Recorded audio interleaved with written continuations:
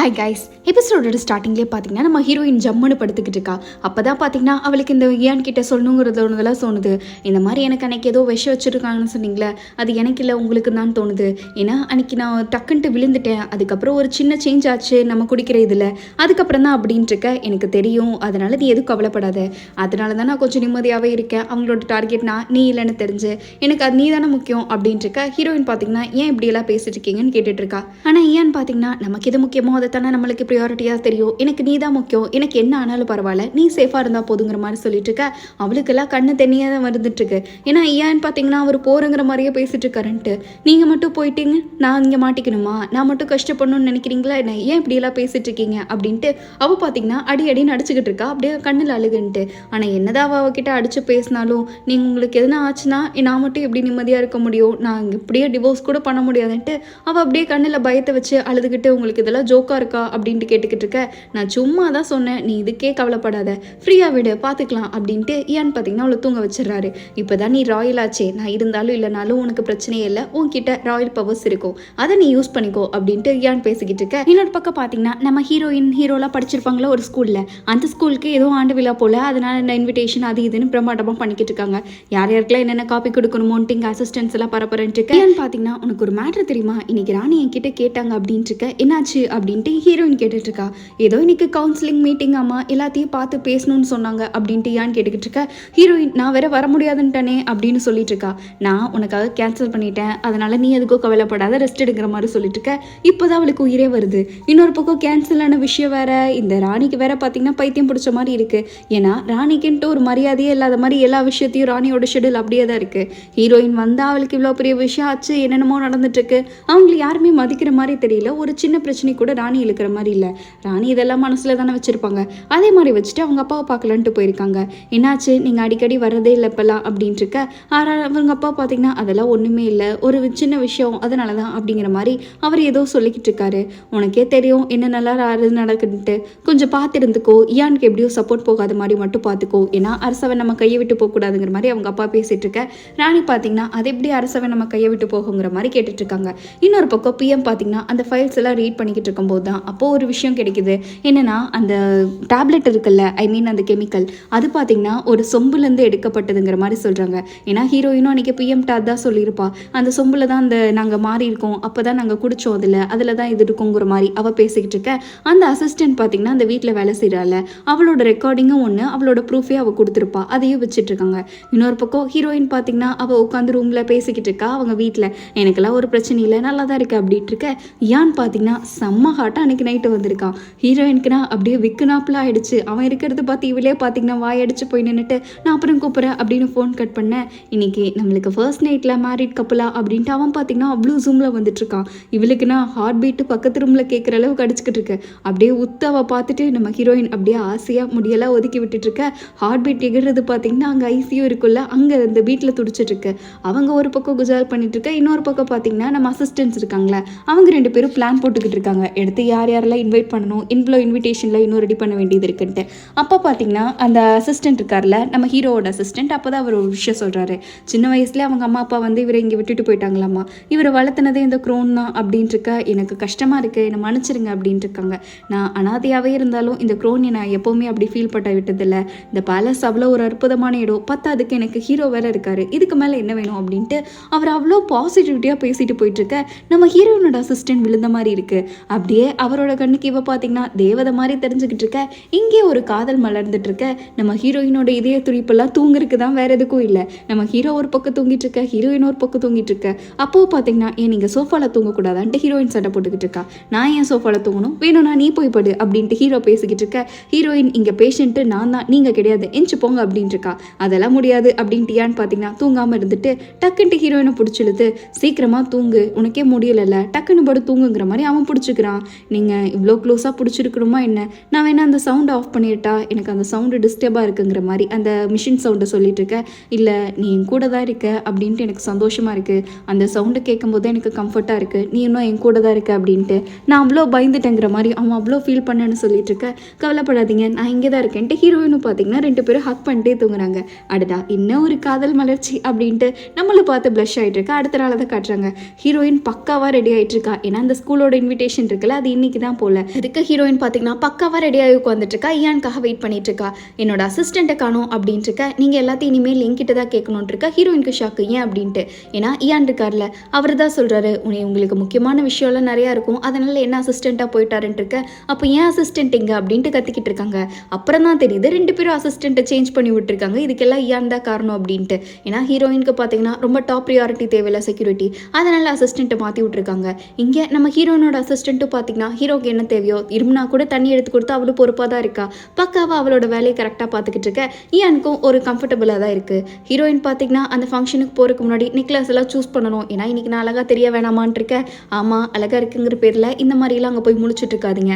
முக்கியமாக அங்கே போய் இந்த முட்டை மொழியெல்லாம் காமிச்சிட்டு இருக்கக்கூடாது, நீட்டாக அழகாக இருக்கணும், புரியுதா அப்படின்ட்டு. ஃபோட்டோக்கு சும்மா ஹார்ட்டு அது இதெல்லாம் கொடுக்கக்கூடாது, நீட்டாக போஸ்ட் கொடுக்கணும். இந்த கால் மேலே கால் போட்டு உட்காருது அதெல்லாம் இருக்கவே கூடாது. அங்கே போய் மரியாதையாக பேசணுன்ட்டு இருக்கிற எல்லா ரூல்ஸையும் பார்த்தீங்கன்னா டயானாக்கு சொல்கிற மாதிரி இவனும் சொல்லிக்கிட்டு இருக்கான். நான் சொல்கிறபடி அப்படியே தான் இருக்கணும், சும்மா காலை அங்கேயும் போட்டு உட்காந்துட்டு குடும்ப மாடத்தை வாங்கிடாதீங்கன்னு இருக்க. நான் ரூல்ஸை பிரேக் பண்ண போகிறவன் என்கிட்ட ரூல்ஸ் பேசுகிறேன்ட்டு ஹீரோயின் பார்த்தீங்கன்னா அது காதில் கூட வாங்கலை. இந்த செயின் எனக்கு ஓகேவா, அழகாக இருக்குல்ல, இவ்வளோ அழகாவா நான் பிறந்தேன் அப்படின்ட்டு ஹீரோயின் அவளையே ரசிச்சிட்டு இருக்கா. அப்போ தான் அந்த பக்கம் திரும்பி பார்க்குறா, அந்த இடத்துக்கு இயான் வந்திருக்காங்க. இன்னைக்கு போய் இப்படியா வருவீங்கன்ட்டு ஹீரோயின் முதல் கேள்வி கேட்டுக்கிட்டு இருக்கா. ஏன்னா அவன் பக்கா ஒயிட்டில் இருக்க, அவர் பார்த்தீங்கன்னா போராட்டத்துக்கு போகிற மாதிரி பக்கா பிளாக்ல வந்திருக்காரு. இப்படி போனீங்கன்னா என்னோட மனமும் போயிடும், நான் இருக்க அழகு கெடுத்துரும் அப்படின்ட்டு ஹீரோயின் பார்த்தீங்கன்னா என்ன நல்லா போஸ்ட் கொடுக்கலான்னு ட்ரையல் பார்த்துட்டு டக்குன்னு ரெடி ஆகிட்டு வாங்க, ஏமானத்தை வாங்காதீங்கன்ட்டு போயிட்டு இருக்கா. அசிஸ்டண்ட்டுக்கே பார்த்தீங்கன்னா ஆச்சரியம், என்னடா இது இப்படி பல்பு கொடுத்துட்டாலே அப்படின்ட்டு. இன்னொரு பக்கம் பிஎம்மும் பார்த்தீங்கன்னா அவங்க ரூமில் ரெடி ஆகிட்டு இருக்கும் போது அவங்களோட அசிஸ்டண்ட் வந்து ஒன்று காட்டிக்கிட்டு இருக்கான். அதை பார்த்த உடனே அவர் மூஞ்சி அப்படியே மாறிக்கிட்டு இருக்க. அடுத்து என்ன புதுசாக காட்டினான்னு தெரியல. அதே மாதிரி அந்த ஸ்கூலையும் காட்டுறாங்க. இவங்க தான் ராயல் கப்புள்ஸ் ஆச்சு, அதுவும் ஸ்கூல் அலுமினிஸ் வேற, சொல்லவா வேணும். அப்படியே ஃபுல்லாக கொடி கட்டி பரவேற்றுட்டு இருக்க. 2 பேரும் மேட்சிங் கப்பல் அவுட்ஃபிட்டில் போயிருக்காங்க. எப்படி என்னோட அவுட்ஃபிட் ஐடியாங்கிற மாதிரி ஹீரோயின் பார்த்து ஃபுல்லாக காமிச்சிட்டு இருக்கா. இப்போ வச்சு வீட்லேயே போகலாமா இல்லை வெளியவே நின்று போஸ்ட் கொடுத்துட்டு இருப்பியா அப்படின்னு கேட்டுட்டு இருக்க. ஹீரோயின் சரி வாங்க உள்ளே போகலாம் அப்படின்ட்டு இருக்க. ஏன்னு பார்த்தீங்கன்னா கை பிடிச்சாதான் போக முடியும் அப்படின்ட்டு வேணும்னே நம்ம ஹீரோயின் கையை பிடிக்கணும்ட்டு கையெல்லாம் நீட்டிக்கிட்டு இருக்கான். அவனால் அவாய்டும் பண்ண முடியல. இங்கே இவங்களோட வந்த உடனே சரி அதுதான் ஃப்ளாஷ் நியூஸாக போயிட்டுருக்கு. அதுக்குள்ளே ஆர்டிக்கல்லாம் அப்டேட் பண்ணிட்டாங்க. சரி என்ன நம்ம 2 பேருமே இருக்கோம், இன்னைக்கு ஒப்பா வரேன்னு சொன்னார், இன்னும் வரல அப்படின்ட்டு இருக்க. ஏன்னு பார்த்தீங்கன்னா அவர் அப்படி கூப்பிடாதன்னு சொல்லிட்டு இருக்கா. ஏன் அப்படின்ட்டு இருக்க. அதெல்லாம் ஒன்றுமே இல்லை, அவருக்கு பிரைம் மினிஸ்டர்னு பேர் இருக்குல்ல, பிரைம் பிஎம் அப்படின்னு அப்படி கூப்பிடு அப்படின்ட்டு இருக்க. அதுக்குள்ள அசிஸ்டன்ட் பார்த்தீங்கன்னா அவர் வந்துருவாருன்னு தான் சொன்னாங்கிற மாதிரி சொல்லிட்டு இருக்காங்க. இங்கே ஹீரோயினுக்கு பார்த்தீங்கன்னா அவள் பண்ணுற குட்டி குட்டி இதையும் நம்ம ஏன்னு உட்காந்து சின்ன சின்ன விஷயத்தையும் ரசிச்சுட்டு இருக்க. அவள் ஸ்பீச் எப்படியோ ப்ரிப்பேர் பண்ணிட்டு போயிருக்கா. அங்கே போய் நம்ம ஹீரோயின் பார்த்தீங்கன்னா பேசினோன்னே, இந்த காலேஜில் தான் நானும் என் ஹஸ்பண்டும் படித்தோம், ஆனால் 2 பேரும் அப்போ எனிமீஸாக இருந்தோம், இப்போ காதல இருக்கலாம் மாதிரி உங்கள் கண் முன்னாடி நின்றுட்டு இருக்கோன்ட்டு அப்படி சூப்பராக பேசிக்கிட்டு இருக்கா. என்னாலத்துக்கும் உனக்கும் நான் தான் இந்த க்ரௌன் பிரின்ஸ் அப்படின்ட்டு அவள் பார்த்தீங்கன்னா அவளை பிரின்சஸ்ன்ட்டு அந்த ராயல் ஃபேமிலியோட அடையாளப்படுத்திட்டு இருக்க. ஏன் ஓரமாக நின்று அதெல்லாம் ரசிச்சுட்டு இருக்கான். எல்லாமே ஸ்மூத்தாக போயிட்டு இருக்குன்னு நம்ம பார்த்துட்டு இருக்க. பிஎம்மும் பார்த்தீங்கன்னா நம்ம ஹீரோயின் எதிர்பார்த்த மாதிரியே வந்துட்டாரு. பட் அவர் வர்றது நடையே சரியில்லை, அப்படியே படப்படன்னு வந்துகிட்டு இருக்காங்க. நம்ம ஹீரோயின் பார்த்தீங்கன்னா 8 வருஷத்துக்கு முன்னாடி நான் இங்கே படித்தேன், பல வருஷம் ஆச்சு, பட் என்னதான் இருந்தாலும் சரி இந்த ரூட்டை நான் மறக்கலை, நீங்களும் அதே மாதிரி தான் நல்லபடியாக படிக்கணும், பெரிய பெரிய இடத்துக்கு போகணுன்ட்டு இவ சொல்லிக்கிட்டு இருக்க. ஸ்டூடெண்ட்ஸும் அவ்வளோ ஆசையாக கேட்டுட்டு இருக்காங்க. டக்குன்னு பார்த்தீங்கன்னா எல்லாத்தோட மூஞ்சியும் மாறுது. அப்படி என்னடா மேட்ரு அப்படின்னு பார்த்தா இன்னொரு பக்கம் நம்ம ராணி இருக்காங்களே, அவங்களோட எதுக்கும் அந்த மேட்ரு போகுது. ஸ்டூடெண்ட்ஸ் எல்லாருமே பார்த்தீங்கன்னா டக்குன்ட்டு ஃபோன் எடுத்து இன்னும் அப்படியா அப்படியான்னு பேச ஆரம்பிச்சிட்டாங்க.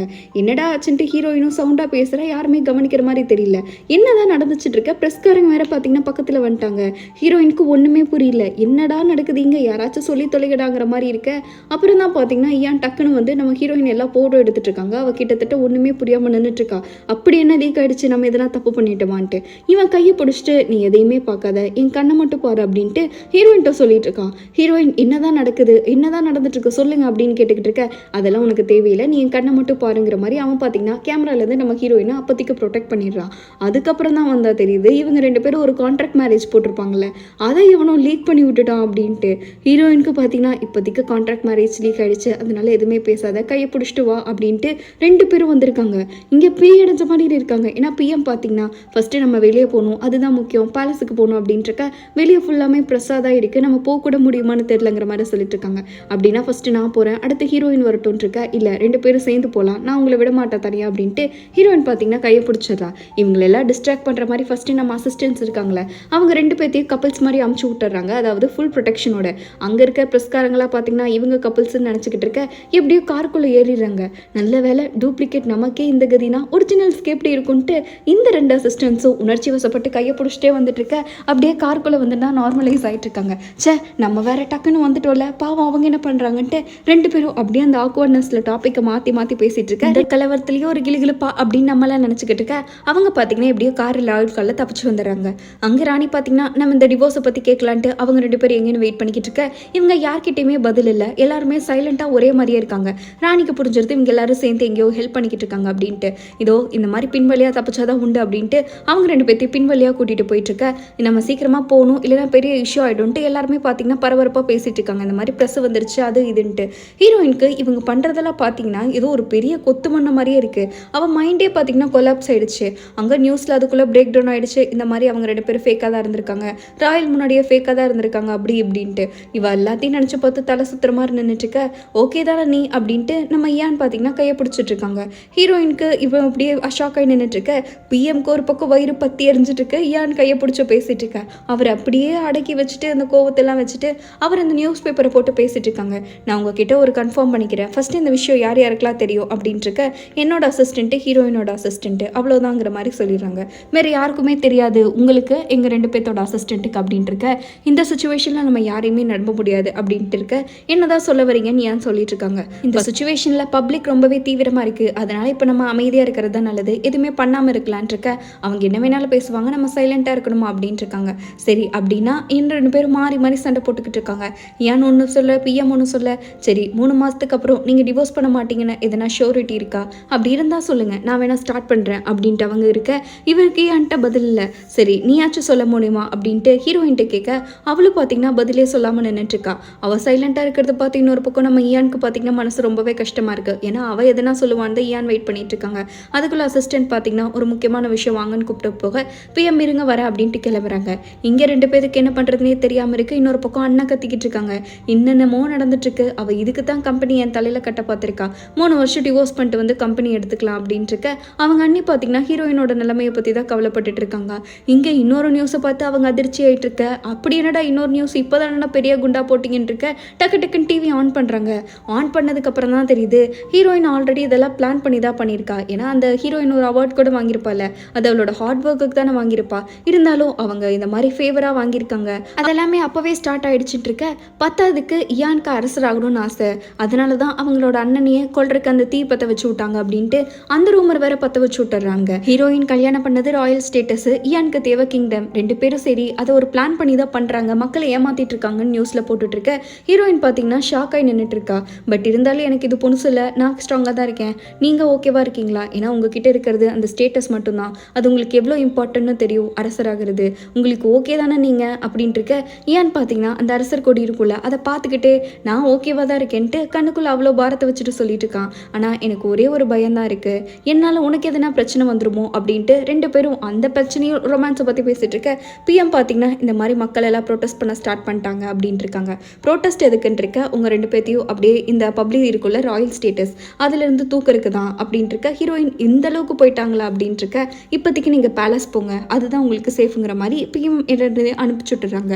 அங்கே ராணிக்கு பார்த்தீங்கன்னா நடக்கிற விஷயம்லாம் கேட்டு பார்க்கலாம், இப்போதைக்கு யாருமே எதையுமே தடுத்து நிறுத்த முடியாது, ஏன் இதுலேருந்து எப்படி தப்பிக்கிறான், அடுத்தவன் என்ன தான் பண்ண போகிறான்ட்டு கொஞ்சம் வெயிட் பண்ணி தான் பார்க்கலாமேன்ட்டு ராணி பார்த்தீங்கன்னா அப்பா விட்ட இந்த விஷயத்தெல்லாம் சொல்லிட்டீங்களா அப்படின்ட்டு அவங்க அடுத்து ஏன் என்ன மூவ் பண்ணுவான் அப்படின்ட்டு இவங்களும் ஒரு பக்கம் கவுன்சில் ஹாலை ப்ரிப்பேர் பண்ணுங்கன்ட்டு ஒரே விஷயமா போயிட்டுருக்கு. அப்படியே பரப்புறன்ட்டு அதோட இந்த எபிசோட் முடிக்கிறாங்க. எப்படி கைஸ், நெக்ஸ்ட் எபிசோடில் தான் ராணி என்னென்னலாம் பிரச்சனை பண்ண போகிறா, ஏன் அது எப்படிலாம் பிரேக் பண்ண போகிறான், அடுத்து என்னென்ன புது புது குழப்பங்கள்லாம் கொண்டு வர போகிறாங்க அப்படின்ட்டு சுவாரஸ்யமாக காட்டியிருப்பாங்க. அதெல்லாம் பார்க்கணுன்னா மறக்காமல் சப்ஸ்கிரைப் பண்ணிக்கோங்க. வீடியோ பிடிச்சிருந்தா லைக் ஷேர்லாம் பண்ணிவிடுங்க. இந்த கமெண்ட் எப்படி இருந்துச்சு, இந்த எபிசோட் எப்படி இருந்துச்சுன்னு மறக்காமல் சொல்லிட்டு போங்க. அடுத்த ஒரு சூப்பர் எபிசோடில் பார்ப்போம். அது வரைக்கும் பை ஸ்வீட்டீஸ்.